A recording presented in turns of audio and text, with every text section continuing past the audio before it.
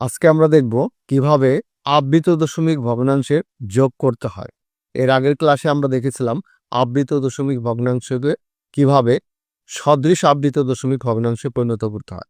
আজকে আমরা আবৃত দশমিক ভগ্নাংশের যোগ করা শিখব এবং এই যোগ করার জন্য আগে যে সদৃশ করার নিয়ম শিখেছিলাম, প্রথমে ভগ্নাংশগুলোকে আমরা সদৃশ করে নেব, তারপরে যোগ করব। তুমি যোগ অথবা বিয়োগ যেটাই করো না কেন, তোমাকে কি করতে হবে? আগে সদৃশ করে নিতে হবে।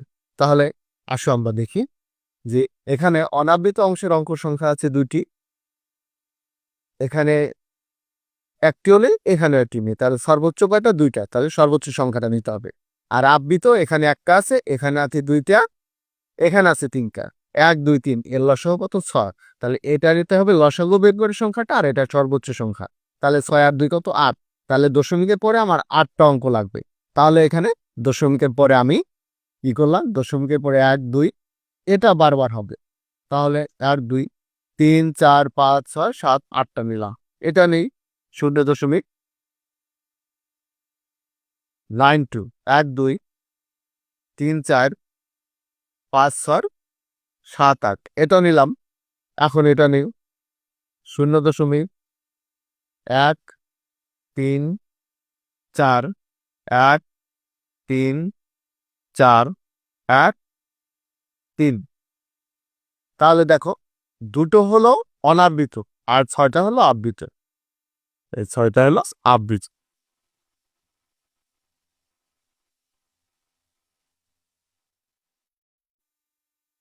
আগে আমরা সদৃশ করে নিলাম, এখন আমরা এটার যোগ করি স্বাভাবিক নেবে।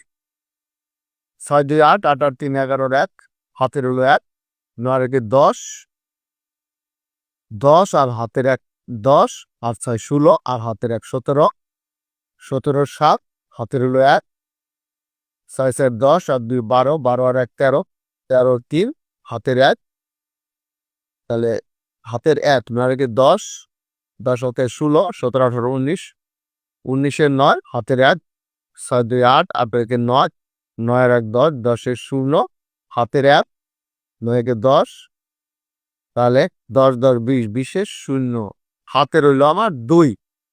হাতে থাকলো কত? 2। যে 6 4 10 আর 9 19, আর এখানে হাতে রাখ হলো 20, হলো 20 এর 0, হাতে 2। এইখানে এইখানে আমার হাতে কত থাকলো? এই লাইনটাতে, এই লাইনটাতে আমার হাতে থাকলো, যেখান থেকে 15 শুরু হয়েছে সেখানে আমার হাতে থাকলো কত? 2। হাতে 2 রইল, এটা খেয়াল রাখবা। তাহলে সেই 2, তাহলে 3 2 5, 5 আর 2 7, আর 9 কে 10 এর 0, হাতে রইল 1 এখানে। তাহলে আমরা স্বাভাবিক যোগ করলাম। এই স্বাভাবিক যোগ করার পরে এখন দেখো, এই যে যেখান থেকে কোন শুরু হয়েছে, এখানে আমার হাতে কত ছিল? 2। সেই এটা ব্যতিক্রম এইটুকুই, শুধু এই 2টা এখানে তোমার যোগ করতে হবে। কেন এটা যোগ করতে হবে? যেহেতু এই পৌনঃপুনিকের সংখ্যাগুলো বারবার এখান দিয়ে আসতেছে, বারবার এটা আরো অনেক সংখ্যা হবে।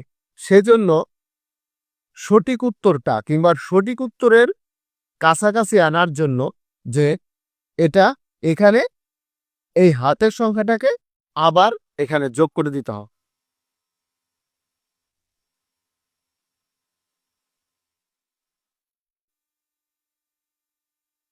3 9 0 0 7 0। তাহলে আমাদের উত্তর হলো,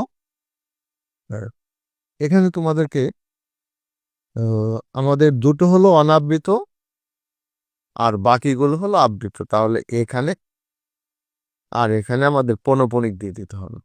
এখানে দুটো অনাবৃত এবং 1 2 3 4 5 6 6টি হলো আমাদের আবৃত।